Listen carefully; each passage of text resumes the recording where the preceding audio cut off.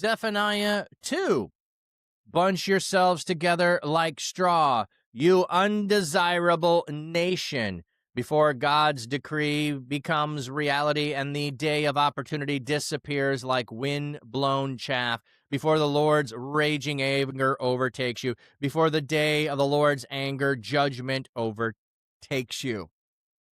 So there's, it says, you undesirable nation. Okay, so I think, again, though they just said earth, I think I would have translated as land in the last chapter, because here it is talking to Judah, it made clear, and it's calling Judah an undesirable nation. So bunch yourselves together like straw. So take whatever's there, bring yourself together like straw. Oh, you're not going to be able to stand.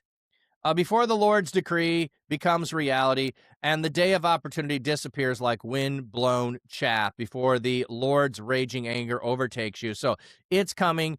Maybe there's an opportunity. Let's see. Is there going to be you can repent and relent of what you are doing? Seek the Lord's favor, all you humble people of the land who have obeyed his commands. Strive to do what is right. Strive to be humble. Maybe you will be protected on the day of the Lord's angry judgment. So God's judgment is coming upon the people of Judah. But those of you who have already been seeking God's favor, those of you who are humble people, what do we have here in the footnote for humble people? Or poor. The precise reference to the Hebrew is unclear. The word may refer to economically poor or spiritually humble. Yeah, and I think I would incline toward humble because of the pursuing God, not just being the ones who are exploited. You have local strawberries, just JD. I do too, and I have also not seen any at the local farmer's market, so I finally resorted to buying them at the grocery store because I prefer the farmer's market, but they had none. Strive to do what is right. Strive to be humble. So they're paralleling the here, seek humility. So they could have just went with poor here, and then seek humility is a reference to them still being humble here. So it could be a play on this, that they are both poor and humble, but strive for being humble. Humble being you aren't thinking more of yourself than you are, and you are obedient to God. Maybe you will be protected on the day of the Lord's angry judgment. So God may preserve a remnant here. That's the idea here, that God may preserve a remnant when his anger comes. Indeed, Gaza will be deserted, and Ashkelon will become a heap of ruins. Invaders will drive away the people of Ashdod by noon, and Ekron will be overthrown. So he's giving different places. Gaza, going to be the land of the Philistines. Ashkelon, I think, so they're going through and naming different realms, and there's probably different gods associated with these in some way. The gods of the people that you are worshiping, these are the center places for some of that worship. They're going to be overthrown. Beware those of you who live by the sea, the people who come from Crete. What do we have here? Cretans, or Carathites, a people settled along the Philistines in the coastland of southern Palestine. They originally came from the island of Crete. So they're just giving they came from Crete, not the name that they're being mentioned as. Okay. The Lord's message is against you, Canaan of the Philistines. I will destroy everyone who lives there. Okay, so we have expanded to now include the nations around. So let's see how many are included. We have some cities that are mentioned here. Now we're getting the Philistines who are mentioned. So not just Judah, but some of the neighbors as well. I will destroy everyone who lives there. The seacoast will be used as a pasture land by shepherds and as pens for their flocks. Those who are left from the kingdom of Judah will take possession of it. By the sea they will graze. In the house of Ashkelon they will lie down in the evening, for the Lord their God will intervene for them and restore their prosperity. So there's going to be a remnant. The remnant are not going to be the wealthy. They're not going to be the merchants. They're going to be the shepherds. And the shepherds are going to go over to the coast because the Philistines are also going to be displaced. They're going to be destroyed. When this destruction comes, they'll be wiped out, and the remnant will take over what was left of that territory. I have heard Moab's taunts. I have heard Ammon's insults. They taunt my people and verbally harass those living in Judah. So, for those who are the remnant, God is identifying that he knows that the descendants of Lot, your neighbors, have been taunting you. They've been coming against you. Those have not gone unheard. Therefore, as surely as I live, says the Lord of heaven's armies, the God of Israel, be certain that Moab will become like Sodom and the Ammonites like Gomorrah. They will be overrun by weeds, filled with salt pits, and permanently desolate. Those of my people who are left will plunder their belongings. Those who are left in Judah will take possession of their land.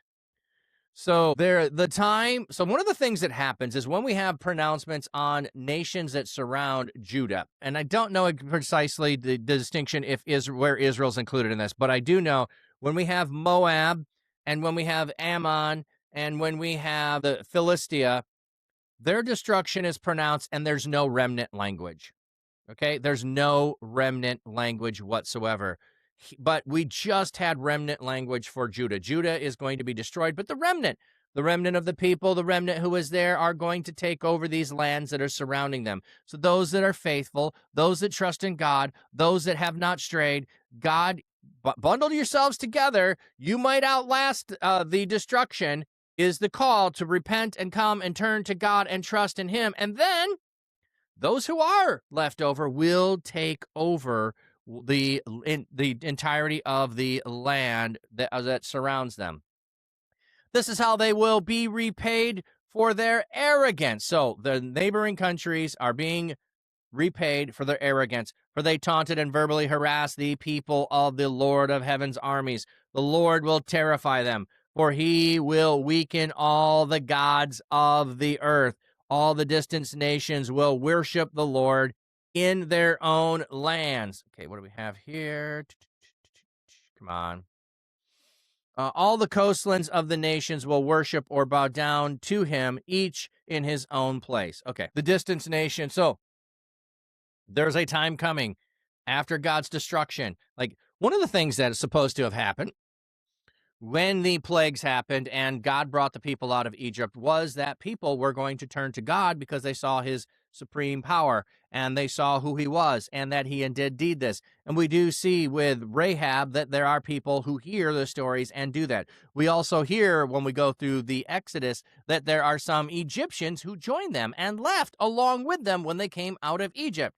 So the works that God does is supposed to draw other people to him. So the work of here purifying his people, of leaving a remnant, but then destroying those around, is supposed to shake the gods of the whole earth, and distant lands are going to worship God. They may not all come to Jerusalem. They will worship him in the far-off lands that they are from.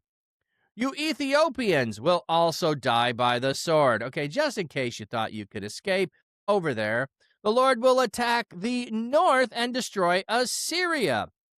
He will make Nineveh a heap of ruins. It will be as barren as the desert.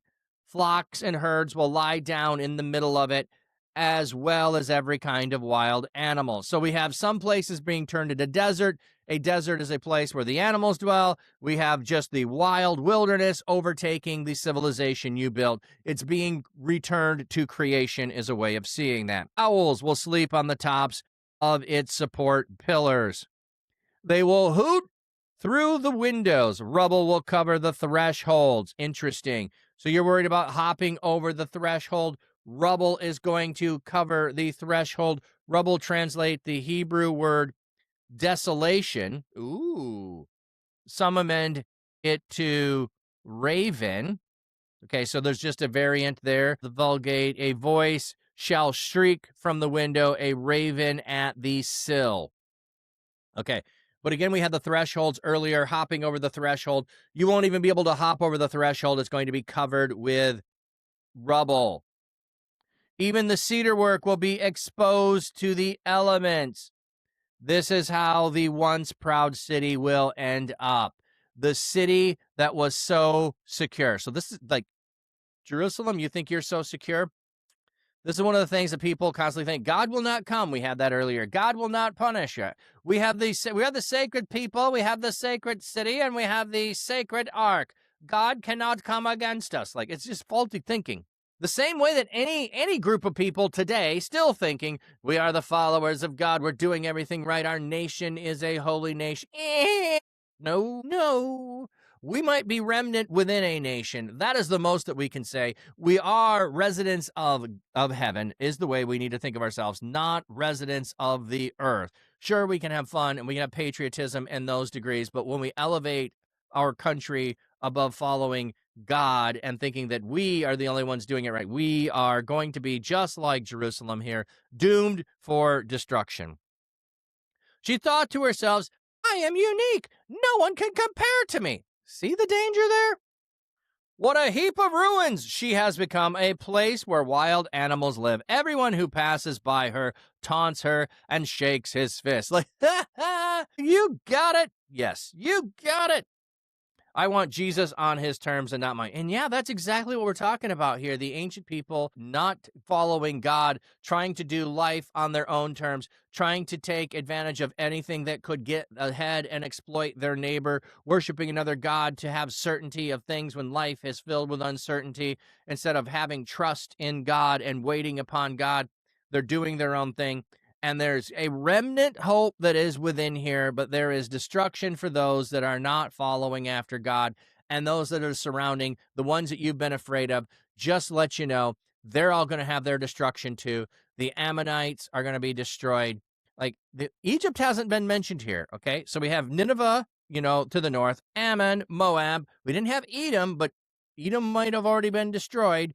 Well, sorry, it hasn't been. I mean, Edom might be included later, or it's just included in another referent, and we didn't have to add it here. It's not being exhaustive here. It's talking about the surrounding nations, and then it throws in, I think, Egypt, or not Egypt, Ethiopia beyond Egypt, because even if you're thinking they're too far away, they're not too far away for God to call them into account.